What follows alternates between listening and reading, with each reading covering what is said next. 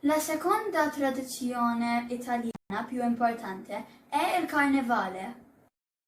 Il carnevale per gli italiani si festeggia principalmente a Venezia, ma è comunque importante in altre località italiane.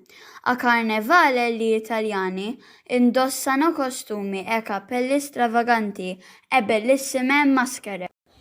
Bonjour, aujourd'hui je vais vous préparer une spécialité française de l'épiphanie, la galette des rois. Pour préparer la galette des rois, il faut 2 œufs, 120 g d'amandes en poudre, 220 g de pâte à tartiner et 2 pâtes feuilletées. On verse les amandes en poudre et les œufs dans un saladier, puis on mélange le tout.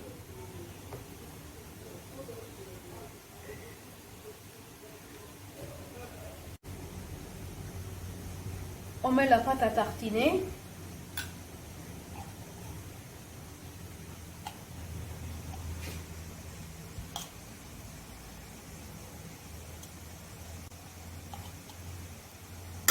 La galette des rois est prête. Celui ou celle qui trouve la fève sera le roi ou la reine. Ciao, io sono Luca. Io sono in Sicilia. La mia vacanza sarà facile perché io parlo italiano.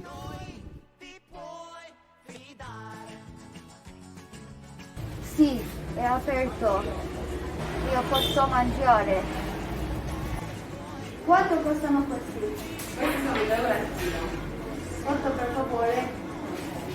È una ditta specializzata, fai un contratto e vedrai che non ti pentirai. Noi scopriamo che non sbagliamo mai, noi sapremo sfruttare le tue qualità. Dacci solo 4 monete e ti iscriviamo al concorso per la celebrità. Non vedi che è un vero affare, non perdere l'occasione. Dimmi. Vorrei un cono alle fragola e limone, per favore. Va bene. Perfetto. Arrivederci, signor Nino. Noi andiamo a Palermo. Grazie di tutto. Siete stati degli ospiti meravigliosi.